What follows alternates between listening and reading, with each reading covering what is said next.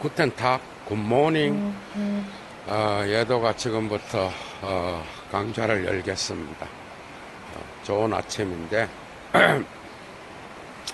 겨울에는 물이 가득하게 찼고 장마가 끝나서 그런지 몰라도 어쨌든 물소리도 들리고 그러네요.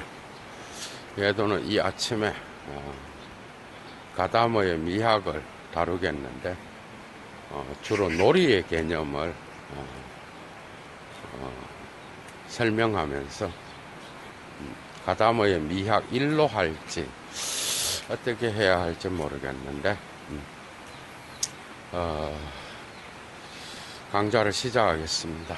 가다모는 진리와 방법 그 한 권으로 엄청난 철학계의 반향을 일으킨 자고, 특히 미학 부분에서도 칸트의 주관주의를 넘어서 하이데거의 존재론적인 그러한 특성을 가지고 미학을 전개하는 그러한 철학자죠. 심지어 그는 미메시스 이론, 그러니까 아리스토텔레스의 미메시스 이론조차도 그 하이데거의 존재론에 기여한다라고 보고 있습니다. 그죠? 사실 저는 리게르의 시간과 이야기에 나오는 리게르는 사실 하이데거와 가다모의 영향을 상당히 받은 철학자로서 리게르 역시도 그가 말하는 세계라는 개념, 그 세계라는 개념도 가다모의 어떤 그러한 그 존재론적인 해석을 상당히 의존하고 있다고 말해야 되겠습니다. 자, 가다모는 예술 작품을 놀이에 비유하고 있으며, 그 놀이라는 것이 어떤 관점에서 형성되는지, 저자는 예술가는 그죠? 시를 쓰고 그 다음에 연극 대본을 쓰고 또 자기가 가지고 있는 무수한 그러한 그 창조적 천재성을 발휘하여 음악을 만들고 또 그림을 그린다고 할 수 있겠죠. 이때의 원저자로서의 예술가는 자기의 천재성을 표현합니다. 그죠? 그런데 이 천재성, 게니우스는 철저하게 탤런트라 그러기도 하죠. 탤런트, 재능, 이런 것들은 결코 매우 창조적이지만, 그러나 이 세계 안에서의 세계 자체를 다시 표현한다라고 볼 수가 있습니다. 심지어 요즘 미국 영화에서 많이 나오는 고질라라든지 그죠?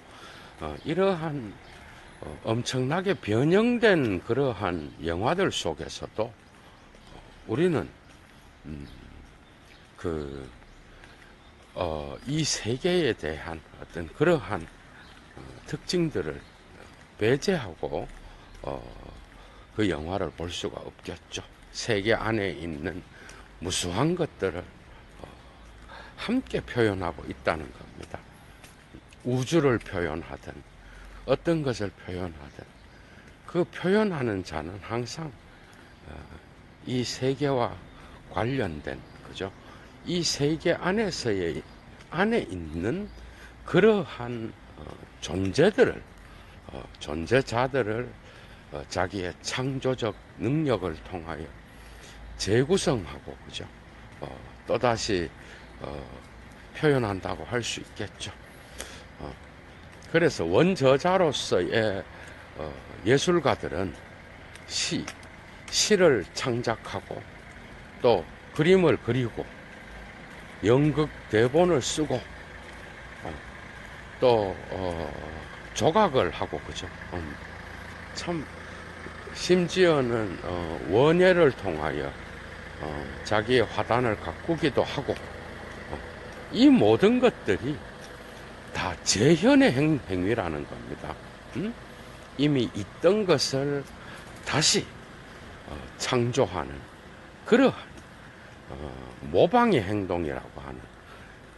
그래서 그 재현은 언제나 창조성을 갖고 있지만 그 창조성은 이 세계 안에 이미 존재해 왔던 그러한 것들에 대한 재해석이라고 할 수 있겠죠. 이 점에서 가다머의 미학은 위대성을 발휘하게 된다는 겁니다. 그러니까 창조라고 하는 거, 그죠? 창조, 에르셰풍이라 그러는데 독일어로 창조라는 말은 라틴어 계열과는 다르게 어떤 것을 우물로부터 길어 올린다라는 뜻이 있습니다. 우물로부터 무엇인가를 셰픈 그 깊은 곳에서부터 끄집어내어서 무엇인가를 길어 올려서 그 길어 올린 것으로 이 세계를 다시 표현한다는 그러한 창조의 개념, 그죠? 그러나 이 창조는 언제나 이미 존재하고 있는 것에 대한 창조입니다. 그리스도교의 진리에서 창조는 무로부터의 창조, 그죠? Erschaffung aus dem Nichts, 무로부터의 창조를 이야기하지만 그건 신의 영역이고 모든 인간, 모든 예술가는 이미 존재하고 있는 schon 자이엔데스, 이미 존재하고 있는 그런 것들에 대한 창조라고 할 수 있습니다. 그래서 가다머는 자기의 어떤 이러한 예술 작품을 해석하는 미학 부분, 진리와 방법 제1부에서 다양한 이야기를 하지만 그 미술 작품을 미술 작품과 예술 작품들을 음악, 미술, 시, 소설 이런 것들을 다루고 있는데 이런 것들을 표현하는 데 있어서 예술가들의 어떤 이러한 창조성을 인정하고 있다라는 겁니다. 그러나 여기에 제한된다면 가다머의 미학은 완전한 오해를 경험하게 되는 거죠. 가다머는 여기에 절대 멈추지 않습니다. 그러니까 텍스트, 모든 시의 텍스트는 읽혀져야 되고, 그죠? 그 다음에 모든 미술 작품은 또한 관람자들에 의해서 보여져야 하고 전시되어야 하고 또 음악은 연주되어야 하고 또 조각 작품은 그것을 조각한 그 상을, 그죠? 관람객들이 보면서 예술은 완전성에 이른다라고 말합니다. 콤멘데 쭈얼 폴슈텐디히카이트. 그러니까 완전성에 이른다는 것은 결국은 예술 작품을 바라보는, 그죠? 예술 작품을 보는 그러한 관람자, 그 다음에 그 시를 읽는 독자, 그 다음에 미술 작품을 보는 그러한 조각과 이런 것들을 보는 관람자, 또 음악을, 그죠? 음악을 연주하고 또 그 연주를 바라보는 청중, 이런 것들이 함께 합쳐져야 예술은 비로소 예술이 된다라고 이야기하고 있는 거죠. 이 점에서 가다머의 미학은 어떻게 보면 원저자로서의 예술가의 어떤 창조력 보다는 마치 그 창조력을 재생산해서 재해석하는 그러한 관람자나 또 그 독자나, 그죠? 시를 읽는 독자나 그 다음에 음악을 듣는, 연주하고 또 듣는 그러한 청중과 연주자의 역할을 마치 더 중요히 여기는 그러한 미학으로 우리가 이해할 수 있을 것 같아요. 어쨌든 가다음은 텍스트는, 시는 한번 쓰여지고, 음악은 그 예를 들면 베토벤의 어떤 그러한 그 위대한 그러한 그 음악 작품들은 한번 만들어지고, 또 미술 작품들이 그려지고, 그죠? 그러고 난 뒤에 이제 그 관람자는 예술가, 시인, 그 다음에 음악가 자신과 관계하는 것이 아니라 음악 자체, 그죠? 음악 자체와 관계하고, 또 그것을 시 자체와 관계하며, 또 한 가지는 미술 자체와, 작품 자체와 관계한다라고 이야기하고 있는 겁니다. 그거는 당연한 거죠. 어떻게 보면 가다머의 미학은 자본주의적으로도 매우 중요한 그러한 어떤 그 계시성을 갖고 있다라고 말할 수 있겠습니다. 그러니까 그 예술 작품이든, 그 다음에 모든 그 예술 안에 이미 음악, 시, 미술 이런 것들이 다 들어 있잖아, 그죠? 그런데 예술가가 중요한 것도 맞지만, 그 예술가보다는 이제는 관객과, 그 다음에 그것을 바라보는 관람자와, 그 다음에 음악을 듣는 청중, 또 연주자, 그 다음에 연극을 바라보는 관객, 이런 것들, 이러한 그 최종적인 예술을 완성하는 이런 자들의 어떤 예술에 대한 재해석이 마치 예술을 완성시킨다라고 하는 그러한 느낌을 주는 게 바로 가다머의 해석학입니다. 가다머의 미학 이론이에요. 그러니까 예술가가 지 아무리 창조성을 발휘해서 작품을 만든다 하더라도 그 작품이 보는 자가 없으면 죽은 거라는 거죠. 그러니까 오늘날도 어떤 방식으로건 그 예술은 관람자에 대한 그러한 이 오늘날의 사람들이 어떤 기호와 취향을 갖고 있는지를 방향을 맞추어서 그 관람자의 관점에서 예술을 만드는 자들도 있다는 거죠. 그죠? 그래서 이러한 것들이 가다머의 미학으로 오면은 마치 그 미학이 철저하게 가다머의 관점에서 관람자가 소중히 여겨지는, 예술의 세계에서 원저자가 있고 관람자가 있고 작품이 있다면 작품과 마치 관람자가 원저자보다 더 중요하게 느껴지는 그런 미학을 주장하고 있는 것처럼 보인다는 겁니다. 실제로도 그렇고, 그래서 가다머는 놀이 개념을 갖고 오면서 이 미묘한 예술의 어떤 세계에서의 미묘한 어떤 이러한 그 관계를 표현하고 있습니다. 여러분, 놀이를 하는 사람 한번 생각해 보셔요. 춤을 추는 사람, 그죠? 그래서 놀이를 하는 자는 자기의 그 일상으로부터 놀이의 세계로 들어가는 거죠, 그죠? 축구를 하든 춤을 치든 어떤 그 아이들의 세계, 놀이의 세계가 있잖아, 그죠? 놀이를 들어갈 때 모든 놀이자는 놀이 속으로 들어갈 때 자기의 일상의 세계를 벗어납니다. 그죠? 그래서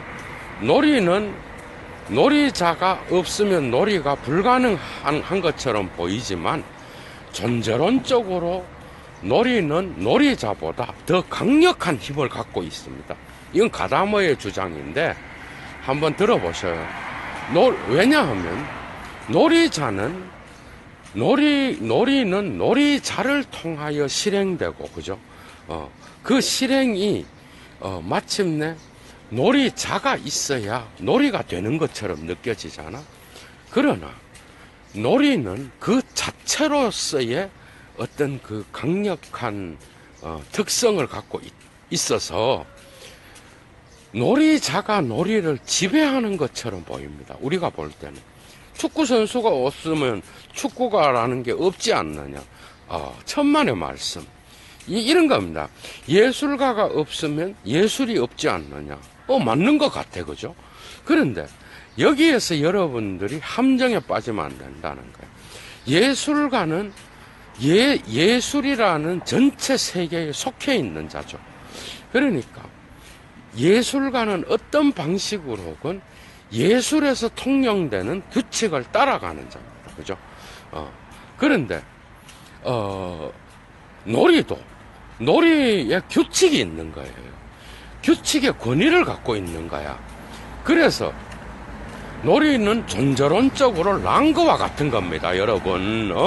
랑그와 같은 거고, 놀이자는 빠롤이에요, 빠롤. 그러니까 랑그라고 하는 이 넓은 영역 안에서, 그죠? 넓은 영역 안에서 놀이자는 그 랑그의 규칙에 따라서 자기의 빠롤을 이야기하는 거야. 그러니까 랑그가 없이는 놀이자는 없는 거죠. 축구가 없는데 축구 선수가 있을 수가 있나? 그죠? 이 점에서 놀이는 강력한 힘을 갖고 있습니다. 강력한 힘을 갖고 있고, 춤이라고 하는, 그죠? 춤을 출 때, 그 춤을 추는 놀이자는 춤의 세계로 들어가죠. 그런데 그 춤의 세계라는 것은 그냥 춤을 막 춰도 되지만, 춤을 추는 자는 춤의 규칙이 있습니다. 그죠? 춤도 다양한 종류가 있지만, 우리의 전통 문화 속에 있는 무당이 추는 춤이 따로 있고, 그죠? 그 다음에 재즈에 맞춰 추는 춤이 따로 있고, 춤에도 규칙이 있습니다. 자기 멋대로 치는 게 춤이 아니라는 거예요. 그러니까 놀이는 놀이자의 그 규칙을 따라서, 놀이자는 놀이의 규칙을 따라서 놀이를 한다는 거야. 그런데 이 놀이가 놀이자를 지배하는 겁니다. 그러니까 놀이라고 하는 그 랑그의 규칙이 놀이자를 지배하는 거예요. 축구를 하는 자는 축구의 규칙에 랑그에 맞추어서 놀이를 하는 거죠. 축구를 벗어나서 농구의 규칙을 갖고 와가 축구를 할 수는 없잖아. 그죠? 그 점에서 놀이는, 그죠? 놀이는 놀이자를 지배하고 놀이자의 일상적인 삶을 놀이 자체로 끌어당김으로써 잠시 놀이하는 동안 그 놀이자는 자기의 일상의 자기의식으로부터 놀이의 무의식의 랑그 속으로 빠져드는 거죠. 그러니까 춤을 추는 자는 자기 저녁에 라면을 먹어야 되겠다. 그죠? 그 다음에 또 일상에서 몇 시에 친구를 만나야 되겠다. 이런 생각을 할 수도 있지만, 어쨌든 놀이를 하는 동안은 놀이 자체에 빠져듭니다. 축구를 하는 자는 축구 속으로 빠져들어가는 거죠. 그죠? 그런 점에서 놀이는 놀이자보다 존재론적으로 우위에 있는 거예요. 그러니까 어떻게 보면은 여기에서 가다머가 말하려고 하는 거는 예술가가 예술 작품을 만드는 거죠, 그죠? 그런데 예술 작품을 만드는 자는, 예술 작품을 만드는 자는 예술 작품이 만들어진 이후에 그는 이제 그 작품은 예술가의 손에서 떠나는 겁니다. 그죠? 예술가의 손에서 떠나고 이제는 그 작품은 관객의 손으로 넘어오는 거야. 그러니까 놀이는 예술 작품에 속하는 거예요. 그러니까 예술 작품이 예술가보다 위대한 거예요. 존재론적으로 예술 작품이 만들어지면 예술가보다 예술 작품이 그 관객과의 관계에서 예술의 작품 자체가 관객의 그 모든 것들을 이끌어 가잖아. 그죠? 그런데 예술가는 자기의 창조자로서, 그죠? 창조자로서 놀이에 참여하지만 거기에도 그 예술이라는 놀이도 규칙이 있는 거죠. 시도 규칙이 있는 거야. 그러니까 시가 예술가를 이끌어가는 거예요. 시인을 이끌어가는 것이고 그 다음에 예술이라는 그 세계가 예술가를 이끌어가는 거야. 그런 것처럼 우리는 놀이를 합니다. 예술 작품. 그런데 가다머는 여기서 이렇게 이야기합니다. 놀이는 그 예술가 자신의 어떤 그 작품의 특성에도 비유될 수 있지만은 놀이는 놀이자가 없으면 표현을 할 수가 없는 거예요. 그러니까 예술 작품은 관람자가 없이는 놀이자가 없이는 표현이 불가능한 거야. 맞죠? 놀이는 언제나 놀이자를 통하여서만 표현이 되는 거잖아. 그 점에서 놀이는 언제나 놀이자에 의존하고 있어요. 그러니까 마치 놀이가 놀이자에게 의존하는 것처럼 또 보여. 그런데 놀이자는 놀이의 규칙적 권위에 복종하여 거기에 따라서 움직이는 이런 점에서 랑그고 놀이자는 빠롤이라고 말할 수 있는 겁니다. 그래서 그런데 문제는 놀이자는 그죠? 예를 들어서 예술 작품을 놀이라고 말을 하고 예술 작품을 보는 자를 놀이자라고 한번 해봅시다.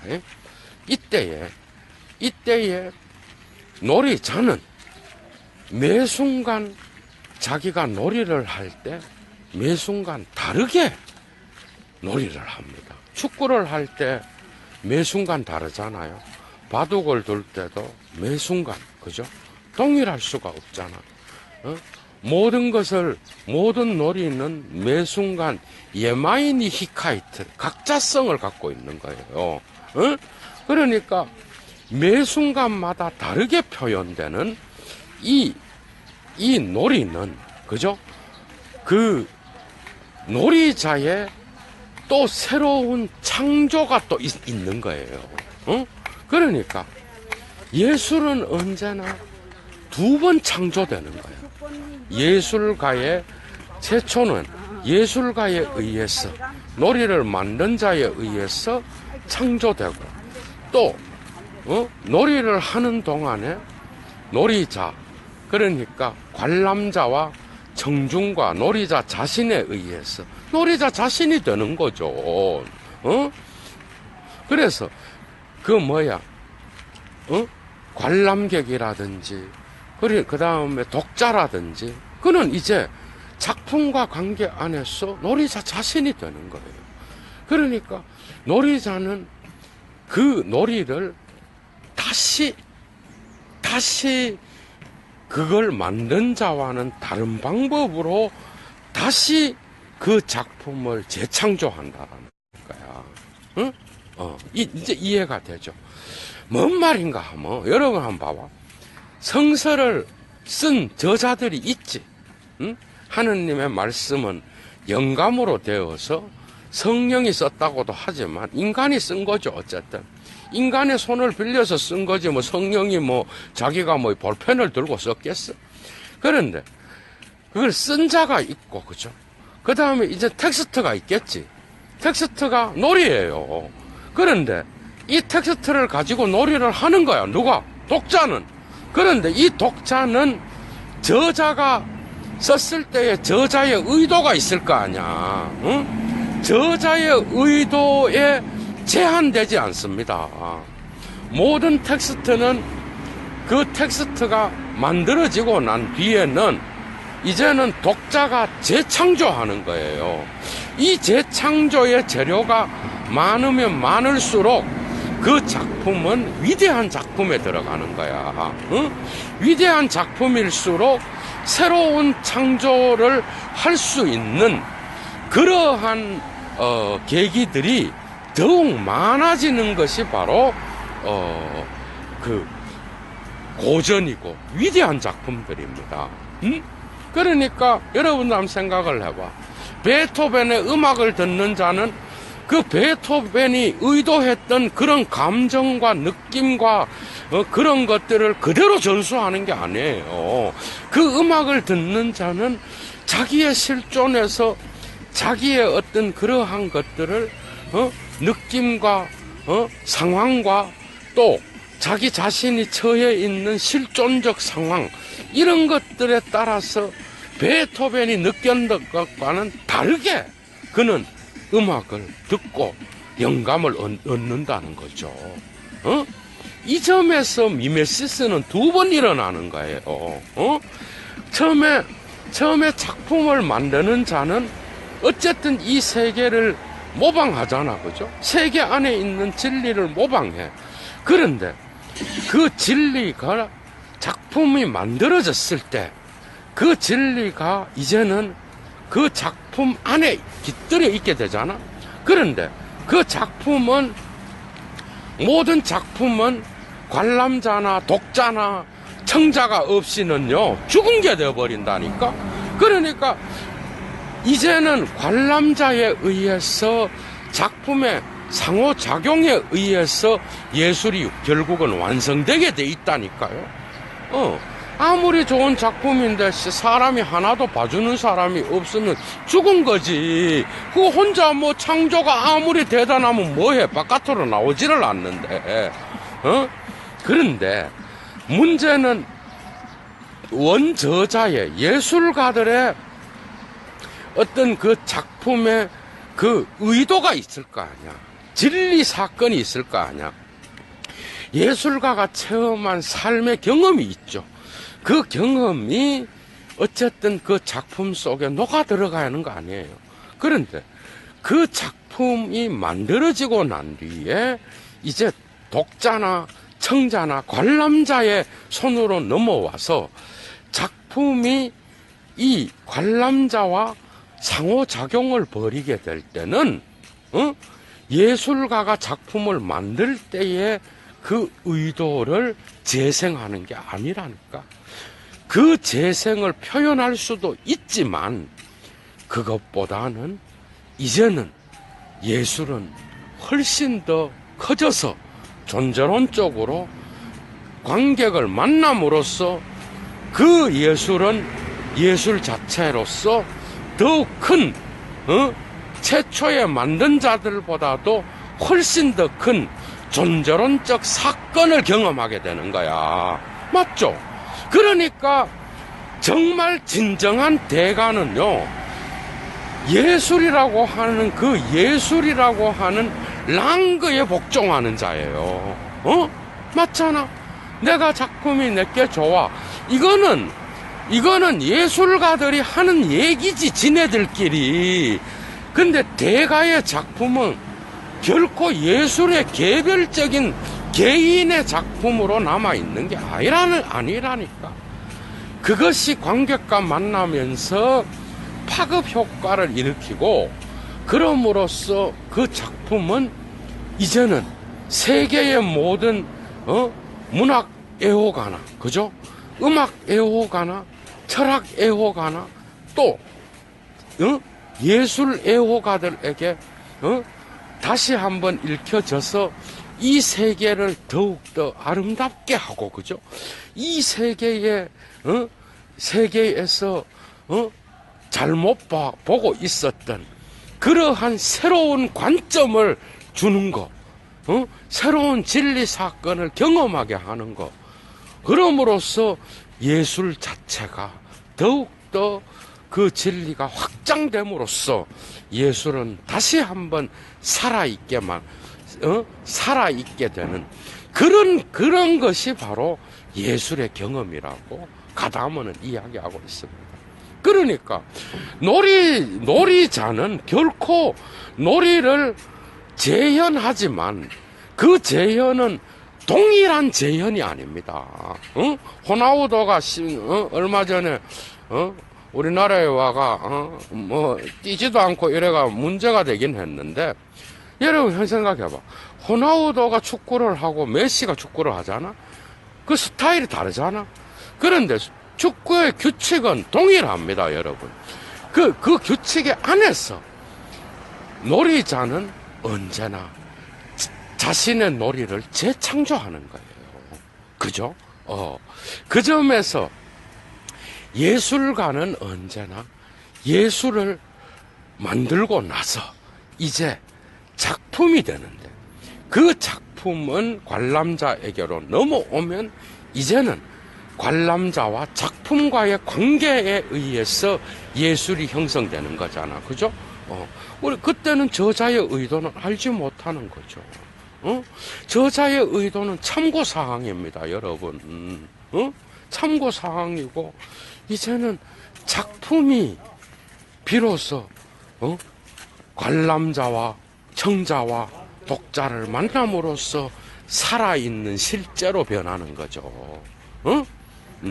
그래서 위대한 시건, 그 다음에 또 위대한 어떤 문학 작품이건, 또 예술 작품이건, 미술 작품이건, 연극 작품이건 간에 모든 작품은 재현되면서 새로운 창조를 만들어냅니다.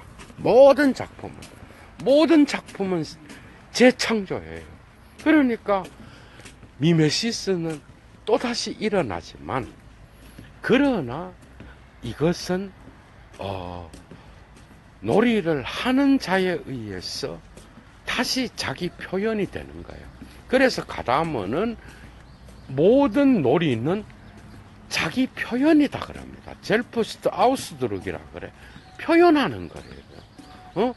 이 표현될 때 그 작품을 통하여 관람자의 존재와 만나는 겁니다. 그리고 예술가가 만났던 작품을 창조할 때의 존재는 관람자의 존재 안에서 다시 드러나기도 하지만, 그것은 하나의 부분이고, 그죠? 부분이고, 관람자는 자기의 존재의 관점에서 그 작품을 재해석하는 거죠. 이를 통하여 결코 저자의 의도와, 그죠? 저자의 의도와 작품을 해석하는 해석자, 관람자의 의도는 동일하지 않습니다. 그래서 예술 작품은 존재 사건이라고 하이데거의 개념을 빌려서 가다모는 주장하고 있는 거죠. 그래서 그 사건은 결코 우리가 예술가가 그 작품을 창조할 때의 어떤 그러한 의도라든지 이런 것들을 그대로 반영하지 않는다는 겁니다. 매 순간 경전이나 고전을 읽을 때 그 작품은 그에게 다르게 다가옵니다. 그죠? 그래서 저자의, 예를 들어 도스토예프스키의 악령을 예도가 3-4번 읽었습니다. 예를 들어. 그렇다 그러면 그 3-4번 읽을 때마다 매 순간 다르게 다가옵니다. 그죠? 그런데 그게 도스토예프스키가 쓸 때의 의도가 있었을 거 아니야. 내가 이렇게 하는 거. 근데 그 의도와 일치하지 않는다는 거야. 그러니까 그게 위대한 작품이라는 겁니다. 일치하지 않지만 저자의 의도랑 또 어느 정도 어느 정도 저자의 의도를 표현할 수는 있겠죠. 그죠? 그게 이제 조금 다른 건데, 어쨌든 가다머는 이러한 것이 그 저자랑 관람자는 결코 그 의도가 일치할 수 없다라는 거. 그죠? 그래서 이제는 미메시스를 언급하면서 그러나 자, 왜 그런지 한번 봅시다. 작품 안에서 만나는 거는 작품 안에서 만나는 거는 이제는 저자의 것도 아니고 독자의 것도 아닙니다. 작품 자체는 언제나 독자와 만나면서 재해석되는 순간 그것은 진리의 경험이 되는 겁니다. 그러니까 진리 사건이라고 하는 거는 현실 자체를 우리가 모방한다라고 생각할지 모르지만은 현실 자체의 모방과도 또 다른 거예요. 왜냐하면은 현실을 모방할 때에 그 모방하는 그 순간 이미 예술가의 최초로 예술가에 의해서 현실이 재현되죠. 그죠? 그런데 이 모방이 관람자나 독자에게로 옮겨갔을 때는 이것은 또 다른 진리 사건으로서 만나게 되는 거예요. 그러니까 우리는 작품을 만날 때, 그죠? 작품을 만날 때 그 작품의 진리를 만나는 거지 결코 저자의 의도를 만나는 게 아니라는 거야. 응? 여기에서 철학이 필요한 거예요. 여기에서. 응? 여기에서 매우 중요한 이제 철학적 사고가 필요한 거야. 뭔 말인가? 진리를 만난다라는 거는요. 이 진리는 로고스예요. 서양 철학에서 진리는 로고스라고.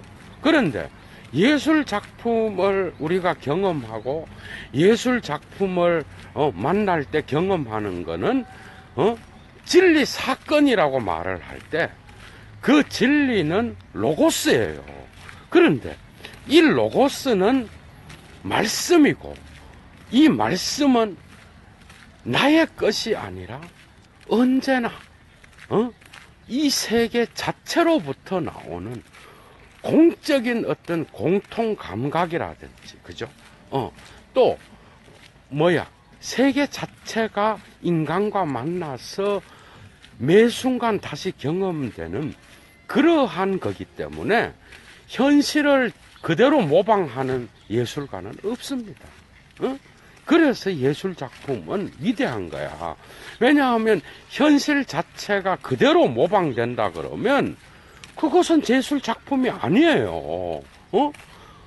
그런데 그런 작품도 없지만은 현실을 모방한 예술 작품은 언제나 이 세계의 진리 사건을 드러내는 진리와 관계하고 있다는 거죠. 그러니까 우리가 작품을 만날 때 경험하는 거는 나의 현실을 만나는 게 아니라 나의 현실에게 도전을 주고, 그죠? 나의 현실에게 뭔가 또 새로운 사건으로서 나의 현실을 바꾸어 놓을 수 있는 진리로서 경험된다라는 거예요. 이게 바로 예술의 위대한 거예요. 예를 들어서 한번 생각을 해봐. 예도가 뭐죠? 작품을 본다든지, 시를 읽는다고 합시다. 쉴러의 시를 읽든, 아니면 한국의 위대한 시인들의 시를 읽든, 시를 읽을 때, 시를 한 작품씩 읽고, 그 시를, 읽으면서 시의 세계로 들어갑니다. 그러면, 시인이 그 작품을 만들 때에 시인이 갖고 있었던 의도나 느낌이나 감정이 있겠죠. 그죠? 그러면 그 감정을 시인이 옮겨 놓을 때 시인은 그것을 창조라고 이야기하죠. 그죠? 그런데 그 창조는 시인이 창조를 할 때에 그 창조는 마치 새로운 창조라는 거는 언제나 새롭다라는 뜻을 갖고 있잖아요. 새로운 창조이지만 언제나 이 세계 안에서 경험된 이야기입니다. 그죠? 그 경험된 이야기를 시인은 창조하는 거예요. 그러니까 무로부터의 창조는 없습니다. 모든 예술 작품은 언제나 존재하는 것을 창조하는 거죠. 그런데 그 존재하는 것을 창조하는 이 창조자는, 그죠? 그게 예술가로서 위대한 이유는 그 경험으로부터 이 세계의 공통 감각이라든지, 그죠? 모든 인간에게 영감을 줄 수 있고, 뭔가 이 세계 안에서 그의 시각을 통하여 드러나는, 그죠? 그러한 그 재현, 모방 속에 뭔가가 다른 인간과도 결합될 수 있는 공적 진리를 표현하고 있다라는 거예요. 그런데 이러한 로고스는 관람자에게 갔을 때도 동일하게 그것이 경험되는 이유는, 물론 진리 내용은 다르게 다가오겠지만 경험되는 이유는 인간으로서 관람자 역시도 저자와 동일한, 예술가와 동일한 세계에 살고 있다라는 거죠. 그렇기 때문에 그 관람자 역시도 동일하게 그 작품을 봤을 때 진리 경험을 할 수 있는 겁니다. 그죠? 그러나 그 진리는 매 순간 다르게 작품을 통하여 나타나기 때문에 그 진리 경험은 언제나 로고스로서 나의 것도 아니고, 그 다음에 예술가의 것도 아닌 오직 예술 작품 안에서 매 순간 새롭게 경험되는 그런 진리로서 표현되고 있다라는 거, 그죠? 이게 참 위대한 어떤 그 가다머에게서 우리가 배울 수 있는 미학적 태도입니다, 그죠? 그러니까 매 순간 다르게 나타나는 진리 사건, 그 진리는 결코 어떤 확정된 진리가 아니라 우리의 어떤 삶의 현실에 도전을 주고, 또 우리의 삶의 현실을 우리가 살아갈 때에 새로운 시각을 통하여 현실을 바라보게 함으로써, 그죠? 새로운 사건으로서 다가오는 그러한 경험을 통하여 우리는 카타르시스를 느끼고 우리의 삶을 더욱 풍요롭게 살아갈 수 있다라고 하는 그런 예술의 기능을 우리는 가다머의 미학에서 배울 수 있다라는 거죠. 그죠? 그 점에서 원저자의 어떤 원저자보다 우리는 예술 작품을 더 잘 해석할 수 있습니다. 이거는 슐라이의 슐라이어마허의 그 텍스트 해석학을 어떻게 보면 가다머가 또 받아들여서 재해석하는 그 것이기도 한데, 우리는 원저자보다 더 잘 해석할 수 있고 원저자보다 더 유리한 위치에 있다라는 거죠. 왜냐하면 그 해석의 지평들이 계속해서 쌓였고, 모든 작품에 대한 해석들이 지금까지 끊임없이 새롭게 해석되어 왔던 그러한 역사성, 그죠? 전통, 해석의 역사성을 갖고 있는, 지금 현재의 그 독자나 관람자가 저자보다 더 유리한 위치에 있다라고 하는, 그죠? 이런 해석학적인 그러한 교훈은 또 우리가 가다모에게서 배울 수 있는 그러한 좋은 교훈이라고 할 수 있습니다. 마지막입니다. 어쨌든 우리는, 그죠? 우리는 매 순간 진리를 경험합니다. 작품을 통해서건 시를 통해서건 또 음악을 들으면서 우리는 진리를 경험합니다. 그죠? 그 경험은 언제나 나의 현실을 변화시키고 나의 현실을 다른 각도에서 보게 만들고 또 나의 삶을 되돌아보게 만들고, 이 세계를, 내가 보지 못했던 이 세계를 진리를 통하여, 로고스를 통하여 새롭게 확장되게 만들므로써, 보게 만들므로써 우리는 우리의 삶을, 그죠? 또 한 번 새롭게 또 한 번 보지 못했던 그러한 측면들을 보게 만드는 그러한 미메시스 모방으로서 오늘도 그러한 경험을 우리는 작품들을 통해서 할 수 있다라고 말할 수 있겠습니다. 마지막으로 실러의 시를 읽으면 여러분, 뭔가 여러분들에게 새로운 세계 경험을 할 수 있게 만들어주는 뭔가가 있겠죠, 그죠? 한국의 위대한 시인들의 시를 읽어도 우리의 삶에서 우리는 뭔가가 알고 있었지만은 우리가 현실성 속에서 놓치고 있는 그런 것들을 보게 함으로써 이런 소리를 합니다. 그 이유는 우리는 이미 세계 안에 진리를 통하여 모든 인간은 세계 안에서 공통으로 경험하는, 그죠? 이 세계 안에서의 경험을 갖고 있기 때문에 그러한 감탄의 소리를 낼 수 있는 거죠. 그래서 예술은 언제나 새로운 존재의 힘으로 우리에게 다가오는 것입니다. 자, 예도 강좌 마치겠습니다. 좋은 하루 되십시오. 추스.